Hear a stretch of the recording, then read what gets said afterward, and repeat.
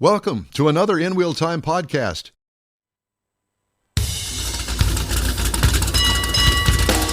Well, howdy and hello. You've got the award-winning In Wheel Time Car Talk Show. Coming up, Porsche fans, author Randy Leffingwell joins us. We'll give you insight into his book. I'll give you my thoughts on a little Japanese hot rod, the Acura Integra S. And Jeff has this week's Motor Minute just ahead in this segment of the In Wheel Time Car Talk Show. Howdy, along with Mike out of this world Mars. We always need more Jeff Zekin. I'm Don Armstrong. Glad you could join us on this Saturday. And you're going, well, wait a minute.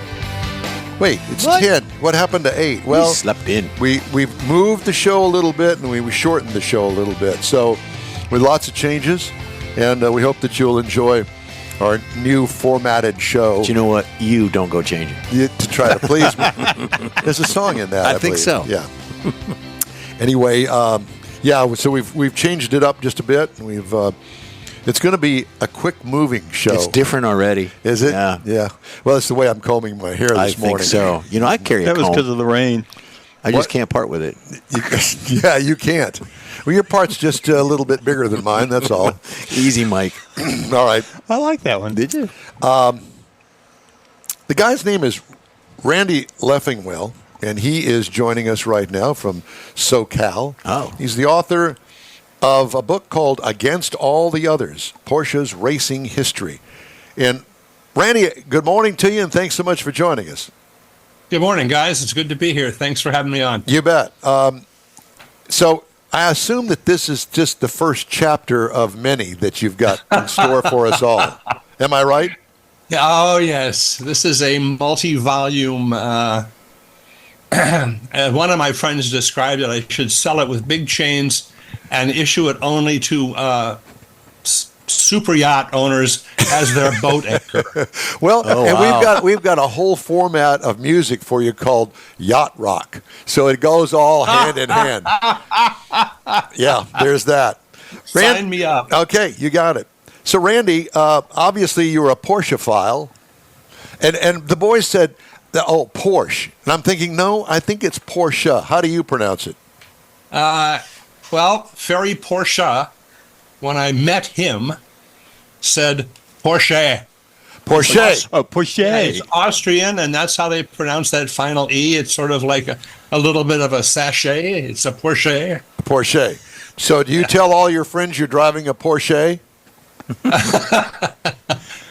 I am a very fortunate man. I do drive a Porsche, but I don't tell everybody. Although I guess I just did. I guess so. What model do you have? I'm a very fortunate man. I've got a Cayenne hybrid. Oh. So I can be politically correct here in California, but I've got all the suspension packages on the thing that'll make it go around corners more like a Macan or even it handles very well. Yeah. Well, I had some really good advice. You know, I have known a few Porsche. Oh, here we go. I'm just going to call it Porsche just to make it a Texanized. Porsche's fine. Porsche's fine. Good. I have known a lot of Porsche files, and there is a certain thing that you guys have that I think all of us Corvette owners really admire and aspire to. How's that? Okay, I've written about Corvettes, so I've got a whole space in my heart for them too. Yeah, it's a different way of looking at sport cars. And, absolutely. And when people tell me, because I review all sorts of things, you know, sure. And we have the Americans, we have the Germans, and then we have the Japanese or Asian brands, and they all have their own idiosyncrasies. Little niches. Yeah, and I will tell you that I thoroughly enjoy driving German brand cars because I'm coming out of an American car. And not that they're better, they're just different. But correct. The Porsche, to me, is at the top of the heap. And we have a friend of ours that we advertise for and do work with. He owns a company called, what is the name of the company? Gulf Coast Auto Shield. And he has these events from time to time They're called car socials. And he does a lot of high-end cars. Very high-end. And the last event that he had featured the Porsche brand. And we spoke with several of the Porsche owners here in town, very passionate group. And you know, there's an admiration there that I don't even know how to explain it, but we really enjoyed our conversations with them. Let me put it that way. Oh, that's great. I mean, you guys that are the Porsche files are really passionate about it. Now, I'm not talking about, you know, somebody buys a Porsche and then turns around and flips it. Not that kind of thing. I'm talking about guys that are really into Porsche. My old high school buddy, my hot rod friend, Ross Putnam, he actually has a Porsche and absolutely loves the thing. It's garage kept with a cover over it. He drives it on nice days. One of those kind of guys. I'm not that. You're not that. You drive yours. I drive, and not only that, I've always sort of thought of myself less of a car guy and more of a people guy. That was what appealed to me about doing this book project, was the chance to meet and talk to all these racers and designers and engineers and managers and bosses. And my God, have they got the stories. That's what sold me on the project. Interesting. Well, and, you know, that really kind of parlays into the whole Corvette admiration that you have, because you've been there. And I will same. Yeah, it's a group of us that all get together. I mean, these guys that are with me today, I really attribute the Corvette passion that I've had almost all of my life, and so it's all kind of bundled in together. We admire all cars, but I will tell you that my choice happens to be the Corvette. So let's talk about your book. Yeah, I want to ask a question about that. You getting to the book, when you interviewed these folks and you talked about the people, was there a common thread or a theme that they all kind of had that they don't know they have, but you picked up on it to put in the book? And is this the first volume? I understand there's more to come after this book. I'll answer the second part first, which is yes. There are many more volumes to come. Right now, probably it looks like another 14. So reinforce your bookshelves. You've been sold by Encyclopedia Britannica. I can tell you that right now. Well, actually, the killer was when Porsche offered me this project, a guy named Dieter Landenberger and his colleague in the archive, Jens Torner. We were at dinner. It was my last night there after working for about 4 weeks on another book project. And I took him out to dinner to thank him for their time. And they said, "Randy, we have a book idea for you." And, you know, you hear that and you think, oh, goody, the covered bridges of Bavaria. Yeah, there you go. And then Dieter said, "We would like you to do Porsche's racing history." Oh, wow. And after I picked myself up off the floor and asked why me, they said, "Well, as an American, you will cover Porsche's racing history in the world. If we give it to a German, he will say, Porsche raced throughout Germany, and there were races in America and the UK. If we give it to a Brit, he will say, Porsche raced at Silverstone and Aintree. Period, end of book." But an American is going to cover the world, and that was, again, part of the fun of this thing. So to answer the first part of your question, the thing that is uniform with all of them is their passion. That, as you mentioned about Corvettes and your passion for that mark, these guys, these men and women that have created these cars and these interiors and these marketing plans, it is deep in their hearts, deep in their soul, to make something that carries on the legend and the legacy. Passion. So I should actually learn the word for it in German. Yeah. Is there a certain year, or are you dividing this up into years? How are you going about a multi-volume book? That's an interesting question, and it really vexed me. when Dieter described the book, I said, okay, fine, great. I can start right after World War II and, pick up the German economic miracle of the 1950s and carry it through Porsche's development into a worldwide brand. And Dieter looked at me and said, no, Randy. Ferdinand Porsche raced the first car he ever built in 1899. Porsche racing starts there. And I thought, oh boy. Yeah. This has just doubled. And then he said the two magic words, we would like it encyclopedic and comprehensive. So you tell an author that you want something encyclopedic and comprehensive. And I just went nuts. So I interviewed. Go ahead. I'm sorry. No. I'm sorry. I was just going to say I'm having a hard time imagining, that many books. I mean, you go back and parsing it out, like you said, into sections, and then trying to figure out a timeline to do all that in. Well, yeah, the whole pre-planning of the book. I mean, that in itself would take me years. It almost took me years. I mean, it has taken me years. This dinner conversation happened in November of 2011. Wow. David Bull signed on to the book in the spring of 2012, and I've been working on it since, but I've been doing Porsche books since 1990. So I'd already met some people, and I'd already begun thinking about, I'm a racing fan. I love motorsports. And so Porsche's motorsports program has always been somewhere circulating in my brain between Porsche and Corvette, my two race cars.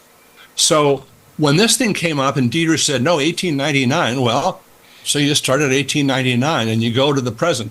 The problem is, as a book author hoping to sell books, there aren't too many folks around who were alive in 1899 to watch Ferdinand Porsche race his electric car up a mountain. And so as we organized the books to try to make some sensible start point, we kind of plopped it down right in the middle. And then we started looking for a year that would really be identifiable. And of course, 1968 is the year the 917 was invented, if you will. And everybody's heard of the 917. So that became the point. And so what I do now is kind of I think they call it in media res. It's where you start in the middle. It's like a movie. Start in the middle of it, go a little bit, do a flashback, and then bring it right back up to the present and on through to 1999 when my series of books will end. Very interesting. So it truly, really well, yeah, but I understand. So let me ask you this: so is this book on the shelves, ready to be purchased now? I think Volume 1 is, if not already in the U.S., on the way. It was printed in Hungary by a company called Interpress. They do wonderful work, and I know for a fact that the publisher's already gotten the first advance copies.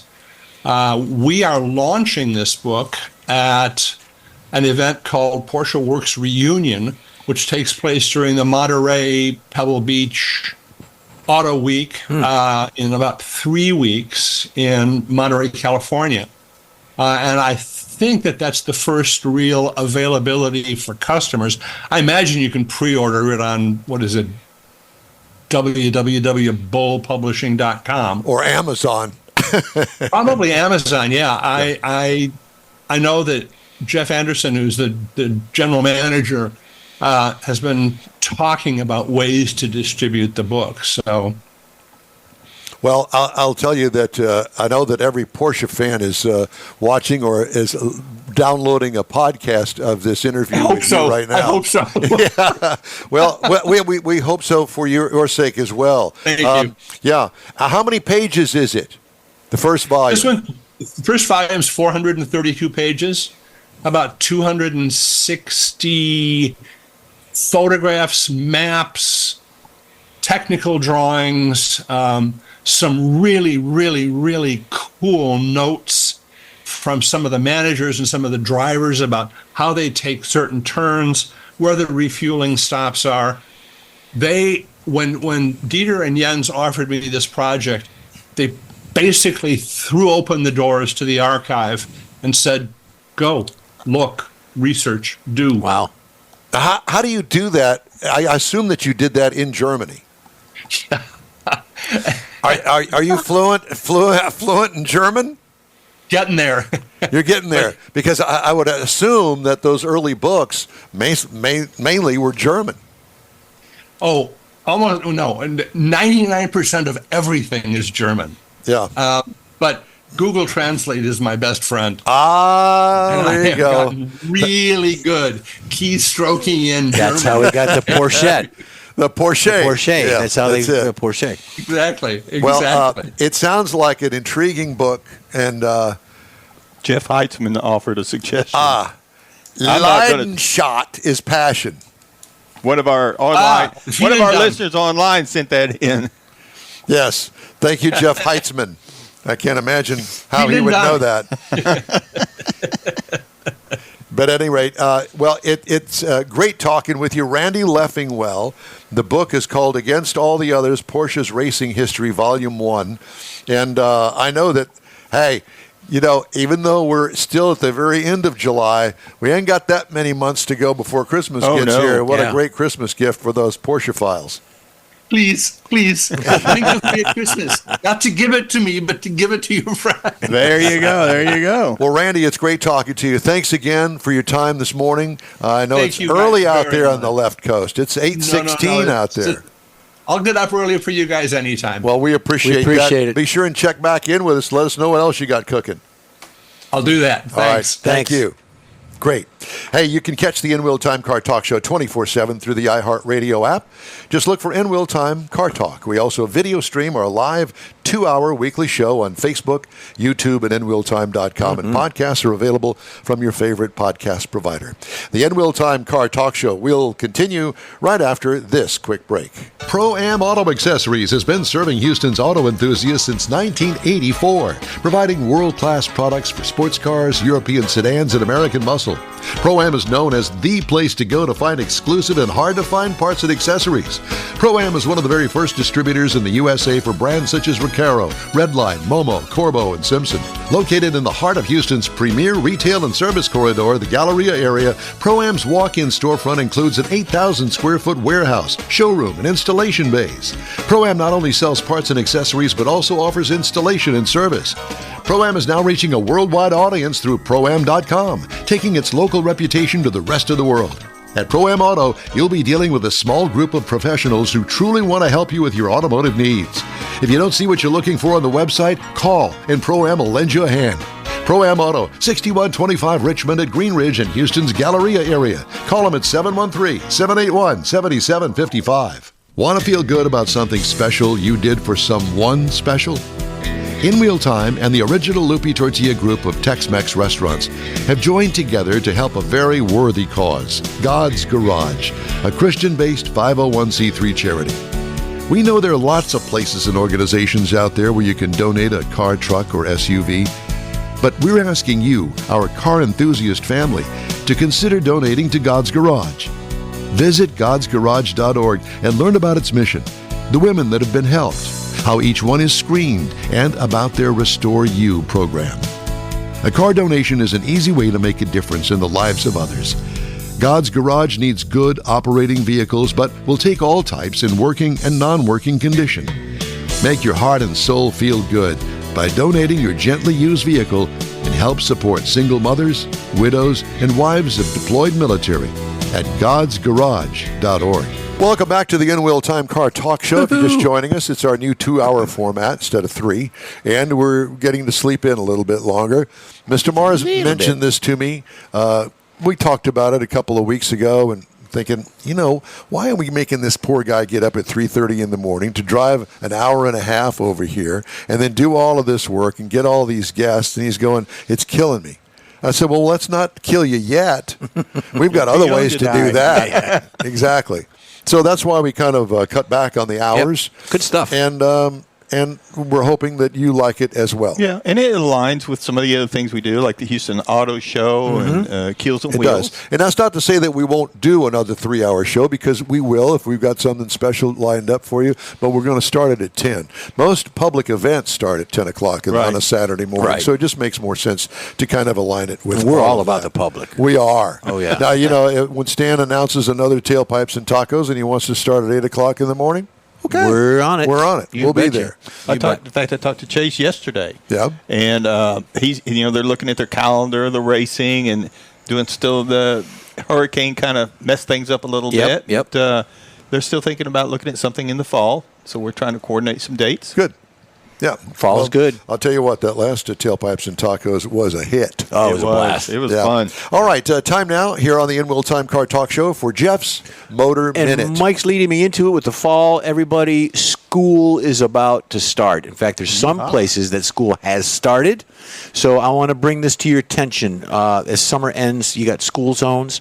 You got to slow down in the school zones. School zones are designed for a reason. They're to protect the students. You got to obey the speed limits, Mike, and you got to obey the signs.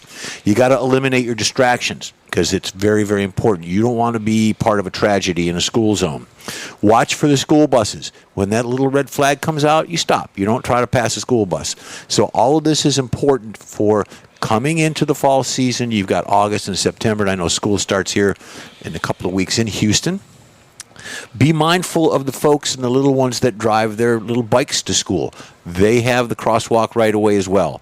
Plan ahead. If you know you're going through a school zone, don't rush through. Take your time or find an alternate route. If you know you go through there every day, find maybe another little back road or another little side street.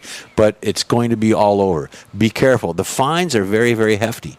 They're very hefty. Yeah, they are. And if you get it, we might even send Mike to your house to give you the ticket. We don't know that. Hey. So we're going to do that. Remember, it's your family, the families that are out there, so be very, very careful in school zones. I see it. I shake my head at some of these people going to work every day, and they know they're in there going through a school zone. So be careful. It's starting. Don't be that guy. That's my Motor Minute. I've heard that most of my life. Don't be that guy. And look what happened to me. I think the waiter told you that last night. Don't be that guy. Yeah. Blanca. Yeah. All right, time now for this hour's car review. I had a chance to drive the 2024 Acura Integra. I don't get many Honda products. And I was kind of excited about this, and I thought, okay, it's an Integra. It's been around for a while. Well, I did not realize, but they make a little hot rod version of this. They do. Called the, there's several. The base, the A-Spec, and the A-Spec with Tech, and then the Type S. I had the Type S. All right? It's a hot rod. Compact, 4-door hatchback. 4 seats in this thing. So put your mind kind of in a smaller version of a hot rod Mustang. Exterior changes from last model year. This is an all-new trim level for 2024. Edgy overall design with an aggressive front-end styling. Lower rocker and side creases in the doors gives it a sporty look. Small spoiler on the hatch and three exhaust outlets. Wow. Not 2, not 4, but 3, right smack dab in the middle. Black rear bumper with arrow on the lower valance. This particular one had the optional copper wheels, the 19 inches. It's a $2,100 option. And boy, does it really stand out on that blue car that I had. The blue that I had was like that, but it had the copper wheels on it. Cool. What could use improvement? Nothing. Great looking, sporty, hot hatch. Interior highlights. Easy shifting 6-speed and a nice knob. Cool. You got to have a nice knob. You do. And Always good to have a nice knob. It is. And I'll just leave it at that. Let's see. I've got my mind in that, but I'll stop the video for you. yeah, please do that. Really nice, styled, upscale interior elements throughout the cabin. Easy to use and understand controls. Honeycomb air vents add to that racy look, and I really did like them. I've never seen them in another car.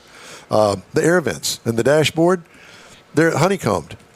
I'll be darned. And they make them stand out. They're kind of a brushed silver.